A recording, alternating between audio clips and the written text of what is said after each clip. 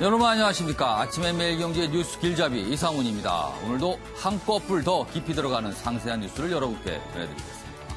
먼저 일면 기사부터 보시죠. 매일경제신문이 준비되어 있는데요. 사진 아래 큼지막한 제목이네요. 사진이 보니까 박원순 서울시장 모습이 가운데 있고요. 매일경제와 박원순 서울시장 이렇게 집단 인터뷰를 벌였는데 그 내용 소개하고 있습니다. 서울대안학교 시립 전환 추진하겠다. 지금 대안학교가 서울에 꽤 많이 있는데 교육부 지침을 따르느냐고 사실상 대안학교가 아닌 거 아니냐. 이게 박원순 서울시장의 인식이거든요. 그래서 이런 대안학교를 시립 전환. 그래서 재정적 안정을 주고 그다음에 커리큘럼도 자율적으로 운영할 수 있게 해주겠다. 뭐 이런 방침을 밝혔습니다. 여기 보면요.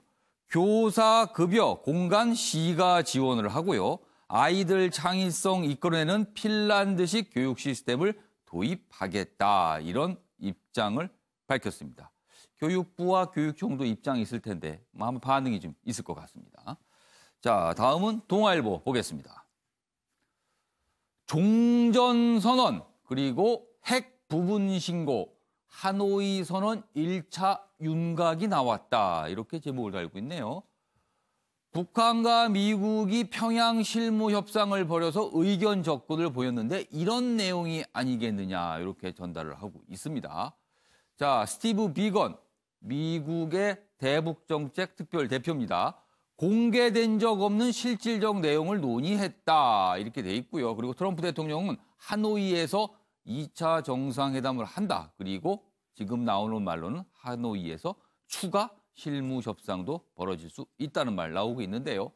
종전선언과 핵 부분 신고 구체적으로는 어떤 모습일지 아직은 안갯속입니다. 자, 이번엔 한겨레 신문 보겠습니다. 5.18 망언 3인방 국회 퇴출운동 불붙는다. 5.18 망언. 주말 동안 발칵 뒤집혔습니다. 정치권이. 그 내용 전하고 있군요. 여당 김진태, 이종명, 김순례 징계. 한국당 동의 안 하면 퇴출운동 벌이겠다. 이렇게 강하게 나오고 있고요. 국회 윤리위원회 제소해서 제명을 추진하겠다.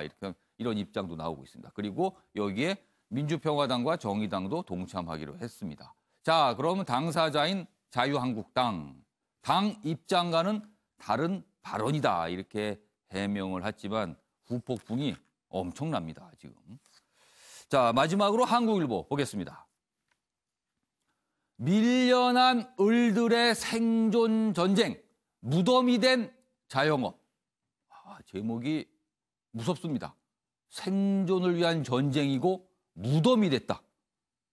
그럼 이 전쟁에서 밀려나고 패배한 사람은 무덤으로 가게 된다. 이런 표현이거든요. 내용 보시죠. 자영업 한국 경제 늪이되다. 이런 제목 하에 외환위기 이후 구조조정 과정에서 실직자들이 선택한 유일한 대안이 이른바 자영업입니다. 동네 식당, 동네 커피숍 이런 걸 말하는 거죠. 전체 취업자 중 비율이 무려 25%에 달하는데요. 너무나 많은 자영업자들이 영업을 하고 계시니까 손님은 한정돼 있는데 가게가 많으면 장사가 안 되는 거 아닙니까? 그래서 지금 엄청난 생존 전쟁에 내몰리고 있어서 큰 위기다. 이런 내용을 전하고 있습니다. 한국 경제가 풀어야 할 최대 난제가 여기가 아니냐 이렇게 지적을 하고 있군요. 자, 지금까지 일면고사 짚어봤고요. 오늘도 네 분 패널께서 나오셨습니다. 소개해드리겠습니다.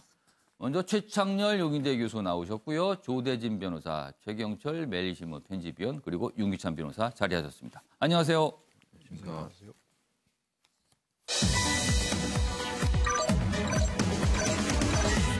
한눈에 보는 뉴스의 핵심, 아침을 여는 키워드 4가지 준비되어 있습니다. 먼저 5.18 망언 파문.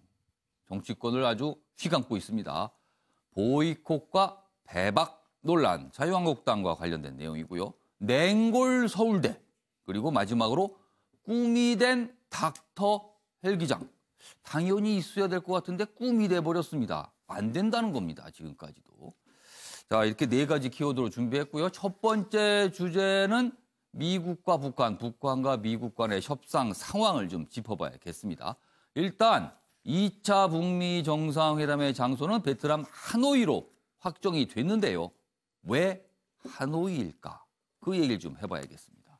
여기 있습니다. 첫 번째 기사. 동아일보입니다. 베트남 승전의 상징 하노이. 북한 입장에서는요. 체제 유지 그리고 경제 성과를 겨냥을 했다. 그래서 하노이를 고수한 것 아니냐. 이렇게 큰 제목으로 전하고 있습니다.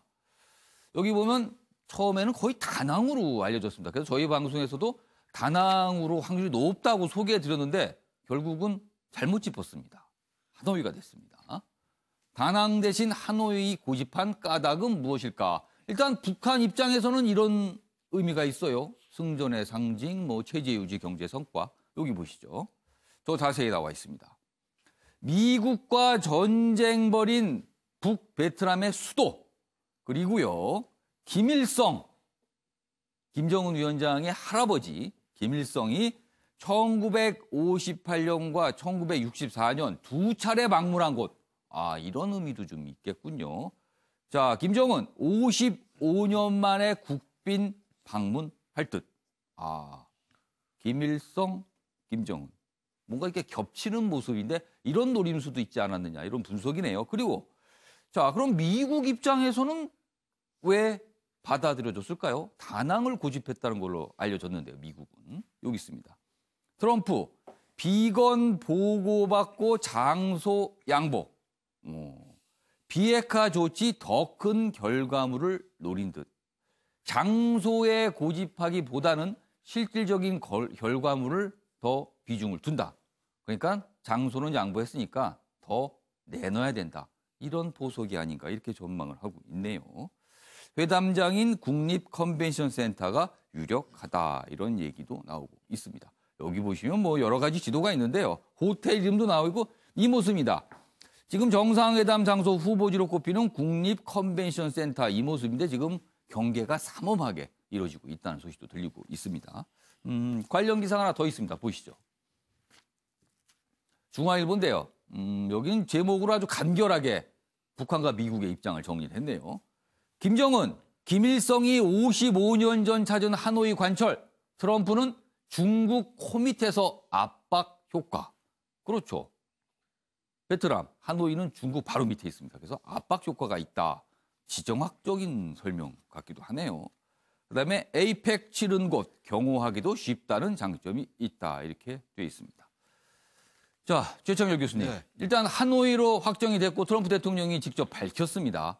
다낭이라고 많은 언론, 우리 언론도 그렇고 미국 언론도 다낭 했는데 결국은 다낭은 아니고 하노이로 갔습니다. 자, 신문기사에서 저희가 두 개의 신문기사에서 왜 하노이인지 설명해 드렸는데 어떤 관점에서 하노이가 의미가 있는지 설명 좀 해주세요. 아까 그 동아일보에 나온 그 체제 예. 유지라든지 경제 성과도 의미가 있다고 봐야 되겠죠. 예. 하노이가 이제 개혁 개방에 성공한 1986년도 개혁 정책 예. 그런 면도 있겠습니다만 전 보다 본질적으로는 예. 하노이와 다낭은 상당히 상징적 의미가 다르죠. 하노이는 북베트남과 남베트남의 전쟁할 때 북베트남의 수도였어요. 예. 북베트남은 미국과 전쟁을 했지 않았어요. 거기서 성공했다는 면이 하나 있고, 그러니까 사회주의 국가와 이제 과거에 이제 자본주의 국가와의 대결 구도에서 사회주의 공산주의가 이겼다라는 그 상징성이 하나 있고, 아까 잠깐 나왔습니다만 할아버지인 김일성 위원장이 김일성 주석이 1964년도에 호치민과 이제 회담을 했던 곳이란 말이죠. 예. 그러니까 북한 주민들에게 할아버지의 어떤 그 과업을 이어받는 지도자라는 그런 상징적인 의미, 전 이게 더 컸던 것 같아요. 사실 김정은 위원장은 외모 스타일 또는 복장까지도 그렇습니다. 할아버지를 따라한다 이런 얘기가 계속 있었거든요. 머리 모양도 그렇고 예. 헤어스타일도 그렇고 일부러 이제 몸을 좀 불리는 이런 이제 상징적인 효과를 노리고 그랬잖아요. 그래서 여러 가지 이유가 있겠습니다만 다낭보다 하노이를 선택했던 이유는 역시 북베트남의 수도라는 것, 물론 또 이제 북한에 대사관이 있다라는 의미도 있겠죠. 경호에 유리하고 이런 것도 있겠습니다만 다낭에서 한다고 해서 경호가 부실해지지는 않을 거예요. 저는 그래서 역시 북베트남의 수도였고 북베트남은 미국과 싸워 이긴 국가다라는 것. 그 통일은 사실 북베트남에서 지금 베트남이 된 거 아니겠어요? 당시 월맹, 뭐 월남 우리가 이렇게 얘기했었습니다만 저는 그래서 정치적인 상징성 이런 것들이 더 큰 이유로 작동되지 않았느냐 생각이 되고 미국으로서 굳이 하노이를 북한이 고집하는 걸 반대할 이유가 없어요. 다낭으로 하건 하노이로 하건 뭐 미국이 그렇게 북한에게 어떤 정치적인 선전 효과를 준다고 해서 미국이 그렇게 손해보는 게 없을 거고 오히려 실질적으로 1차 회담 때는 뭐 상징적이고 좀 이제 적대 관계를 청산한다는 의미가 있었습니다만 이번 2차 북미 정상회담은 우리 청와대도 밝혔듯이 구체적이고 뭔가 실질적인 성과를 내야 되지 않겠습니까? 그러려면 차라리 하노이에 양보를 하고 미국이 이제 생각하는 어떤 비핵화의 실질적인 요구 이런 것들을 받아들일 가능성 이런 것들을 염두에 둬서 장소의 의미는 북한이 챙겨라. 미국은 실속을 챙기겠다. 그렇습니다. 그래서 양쪽이 조금씩 이제 양보하면서 좀 윈윈한 그런 결과가 아니냐 이렇게 좀 보여집니다. 최영철 편집위원님, 제가 지금 이 기사를 보면서 이 기사의 내용은 없습니다만 지금 갑자기 불현듯 든 생각이 김정은 위원장의 전용기 참매 1호, 그 참매 1호가 날아갈 수 있는 거리를 고려해서 아무래도 가까운, 다낭은 좀 멀거든요, 날아가기가. 그거보다는 가까운 하노이를 고른 게 아닌가 이런 생각도 좀 갑자기 드네요.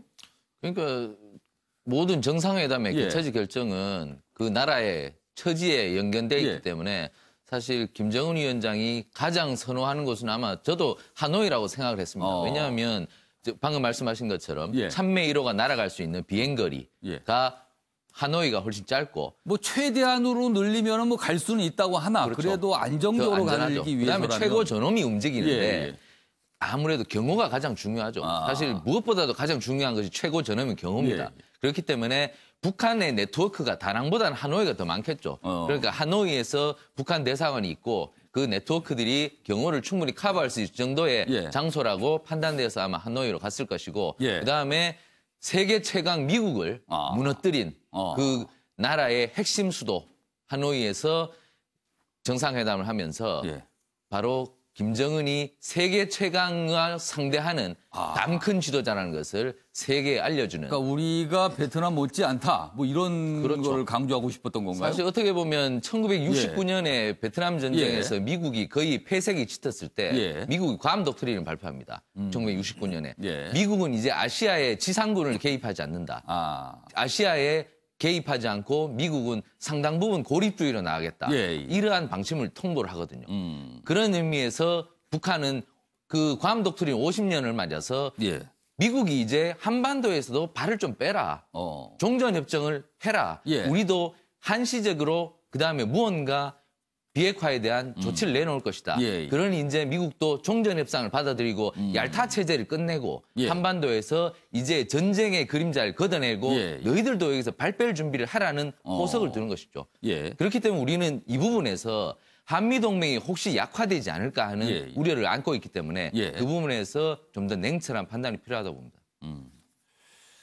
지금 뭐 언론에서 북한하고 미국 간의 여러 가지 협상사항을 전하는 건 이제 하노이로 결정됐다가 사실상 유일한 팩트, 사실이고요. 나머지 이제 협상사항은 이제 추정 아니면 취재를 통해서 나오는 거기 때문에 아직은 안 겠습니다. 그러나 미국 쪽에서는 굉장히 생산적인 무언가를 하고 있다. 이런 표현들이 나오는 걸 봐서는 성과가 있을 듯도 한데 아직은 뚜렷하게는 모르겠다. 이렇게 좀 정리할 수 있을 것 같습니다.